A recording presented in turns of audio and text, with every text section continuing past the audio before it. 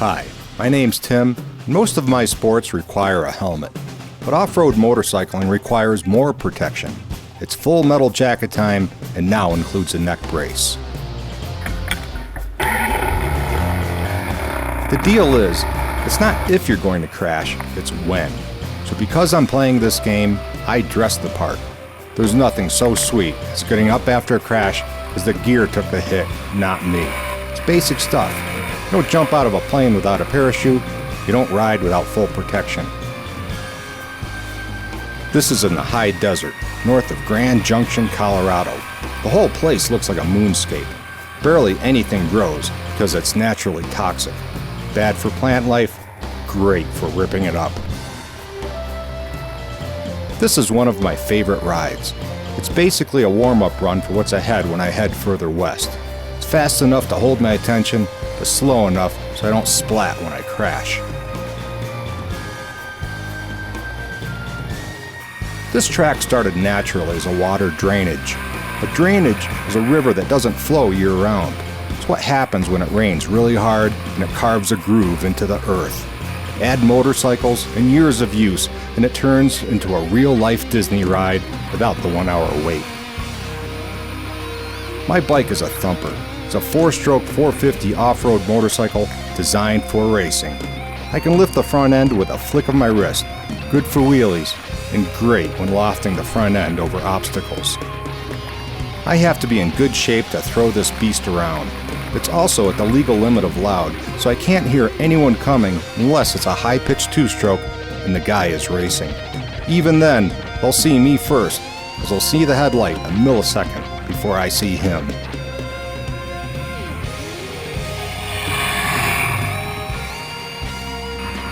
This bike is dialed in with a lot of low-end, mid-range, and top-end power. I ride high on these berms. Because it's more fun, I can keep my speed up, and the back wheel will actually trail lower than the front. If the back wheel rides too low, it can get locked in the bottom of a berm and flip me over. Some people go in low and lock the rear wheel to slide around and pivot. That's more of a race move, and it's best left to the young and talented.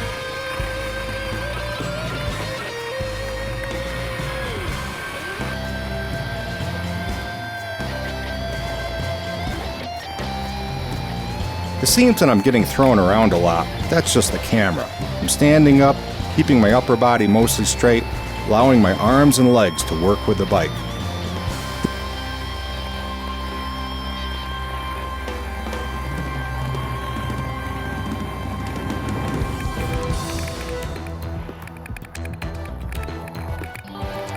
Most of this video has been shot strapped to my chest protector, and I've been moving it around trying to mix things up. But put on my motorcycle, it looks pretty rough. The bike is taking the hit, and that's after it's smoothed out with my high-tech inverted forks with over a foot of travel on the front and a foot on the back. The suspension is dialed for this kind of riding, and it only works better the faster I go. It's like flying over the surface of the earth. I'm having a smooth ride, but it's not smooth at all. I suppose that's why I love this sport.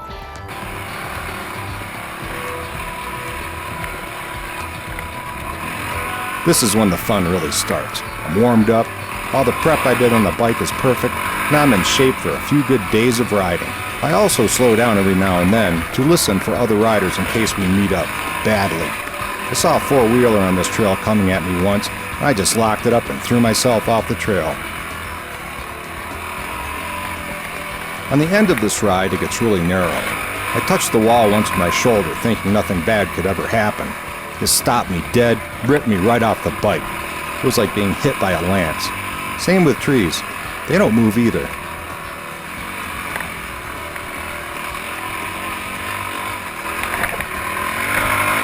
A lot of people ride here. A lot of people get hurt.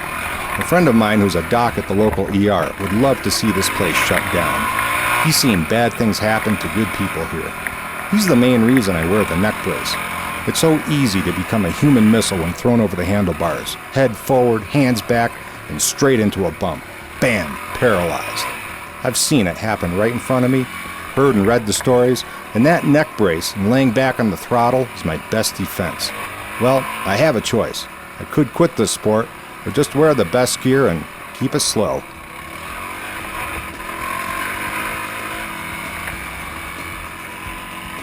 My rule is to keep my speed at about 80% of my reaction time with about 20% overhead for any errors. It's worked well for me over the years. When I ride in groups, I'll either go first or go last and see a lot of people crashed along the way. Plus, someone could be coming at me, and I gotta be ready for him, her, or it could even be a kid. And hopefully, that person is not riding over their head at 110%.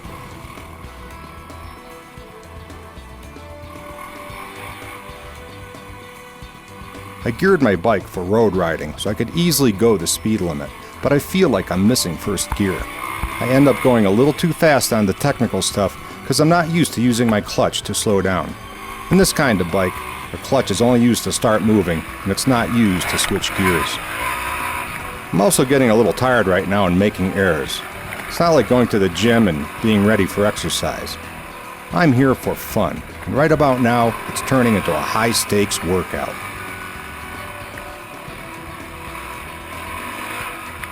This is one of those sports that you do plan on crashing, and that's what the gear is for. I just try to keep it to a minimum, and I'm not too surprised when it happens. I also wonder what I was thinking about right before I crashed. This time, I was looking at the camera and then up at the berm, realizing I'm coming in too low and I'm going to catch that ridge. I went down just like I thought I would.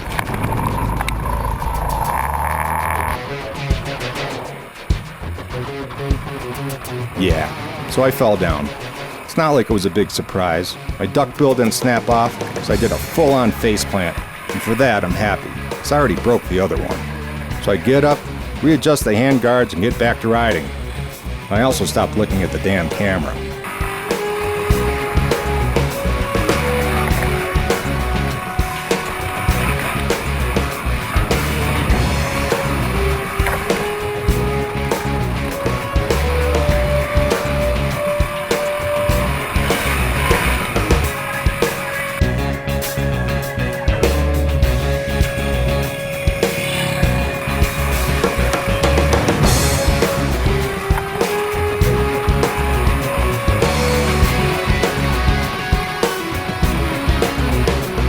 This is a nice long wash. I started a little ways in, and there's another section that gets really narrow afterwards. But the book cliffs are just beyond that. I can turn left and ride all the way to Utah from here, and I have. Or I can turn right and get into all kinds of hill climbs, ridge rides, and sheer drop-offs on each side. An endless series of wide-open trails, all within a few square miles of moonscape heaven. So I'm going to try not to sky off this cliff. I'll take a short break, turn around, do the whole thing again.